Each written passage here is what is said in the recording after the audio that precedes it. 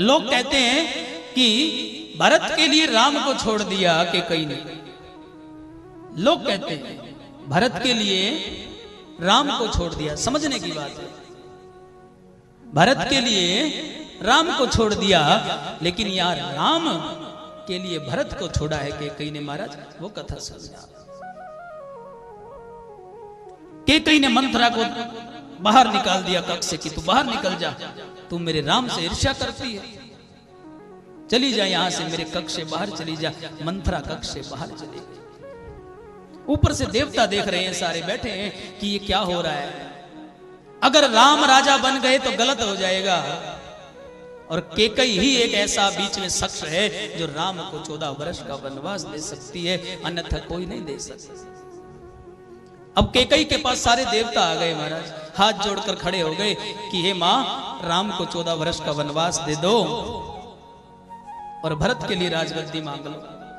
कैकेयी ने देवताओं को भी भगा दिया महाराज कि तुम मेरे पुत्र के विरोधी हो, शत्रु हो, रूप बदल कर आए हो, देवताओं का रूप लेकर आओ, जाओ, मेरा बेटा राम ही राजा बनेगा। कैकेयी ने ये देवताओं को बोला। देवता भी बेचारे नाराज होकर चले गए, रुष्ट होकर चले गए। आस्था लेकर आए थे कैकेयी बात मानने की, लेकिन कैकेयी ने नहीं मानी बात। वाल्मीकि रामायण लिखती है महाराज, वाल्मीकि की रामायण में लिखा हुआ है। तब सारे देवता मां सरस्वती के पास गए, सरस्वती से प्रार्थना करी कि हे मां, आप उसकी जीवा पर बैठ जाओ जाकर। कैकेयी के मुख से 14 वर्ष का वनवास निकलवा दो, राम को 14 वर्ष का वनवास दिला दो और भरत को राजगद्दी दिला दो। अगर राम वन में नहीं गए ना तो राम राम नहीं रहेंगे महाराज। राम वन नहीं गए तो बन नहीं पाएंगे, इसलिए राम का वन में जाना जरूरी है। अगर इस रामायण से वनवास हटा दें तो रामायण कहां बचेगी महाराज।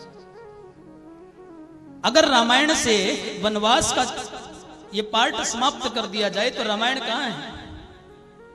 जन्म हुआ, शादी हुई, बच्चे हुए, खत्म, रामायण कहां है। तो यहां राम को 14 वर्ष दिलाने के लिए देवताओं ने सरस्वती माता से प्रार्थना की और सरस्वती माता आकर जीवा पर बैठ गई कैकेयी। और कैकेयी जब राजा दशरथ से मांगने लगी वरदान तो कहने लगी कि महाराज, मेरे पुत्र भरत को राजगद्दी और राम को 14 वर्ष का वनवास चाहिए।